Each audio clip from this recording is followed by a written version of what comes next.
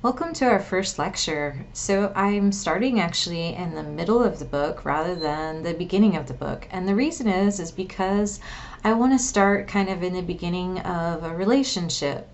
So the first thing that we're going to be looking at is we're going to be looking at attraction and love in this class. The reason why I tend to do it this way is that when we're doing this face to face, I feel like it's easier to get into less controversial areas than more controversial areas. So for example, one of the first chapters in the book is about the history of sex, and I find that there's a lot of controversial information there, and a lot of people have very powerful feelings about religion and politics and how they've shaped the course of history. But I feel like attraction gives us a chance to kind of ease into the whole topic area, and so I'm going to start here. So the way that I'm going to approach this is I am going to show you two sides of the coin. I'm going to show you what you can do about your levels of attractiveness and what you cannot do about your levels of attractiveness. And the reason why I'm approaching it this way is I love the poem that probably a lot of you know, which is "Grant me the serenity to accept the things that I cannot change, the courage to change the things that I can, and the wisdom to know the difference." I think all of us can 100% agree that one thing that makes most of us attractive is confidence. And so I feel like this lecture can help us with the core of being attractive, is being confident in ourselves. And the way that we're confident in ourselves is to understand that there's certain things that we can change and there's certain things that we can't change, and just embracing this. So I'm going to start with the bad news. Okay, so we're going to find out that there's certain things that we cannot change, but we don't have to take them personally. So just because a certain person does not find us attractive doesn't mean that someone else won't find us attractive. And I think the key to being attractive is simply being the best that you can be, and accepting, like, hey, I love me and I love what I stand for, I love who I am, and I only want to be around people that can see the same vision of myself that I can. You know, when you think about it, what are you all looking for?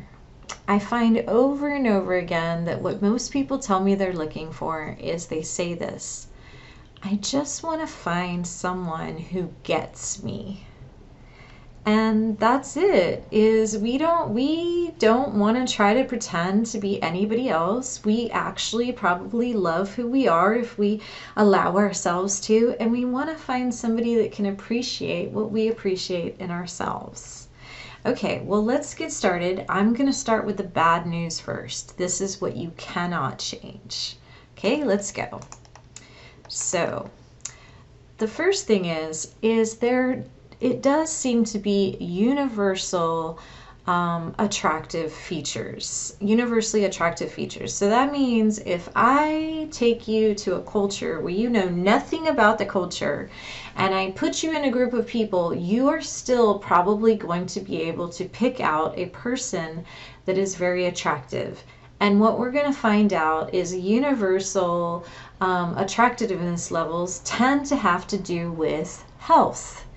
If a person, we're going to look at symmetry in our next module, and if a person looks healthy, then they are seen as attractive. And so we know that there's this thing called the halo effect. And so if you happen to be kind of born more attractive, maybe your genetics make you more attractive, you have nice skin, you're very symmetrical, you have a good body, a healthy body type, you have healthy teeth, you have healthy hair, then you're kind of bestowed a gift. And this gift is the halo effect, that people tend to view other people as being more successful, as being more mentally stable, as being more popular, as being more likely to succeed.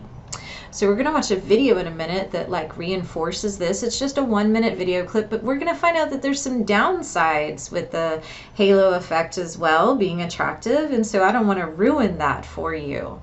Okay, so we're going to watch this video on the halo effect. It's that attractive people are usually seen as better. And just one more thing before I go to show you the reinforcement video is they find this in the animal world, that animals who are more symmetrical, more healthy looking, they tend to reproduce more, they get to mate more mating options. And babies as young as 3 months old will stare at an attractive face longer than an unattractive face. All right, let's stop and check out this halo effect video that's only a minute long. And then we'll come back and learn about symmetry.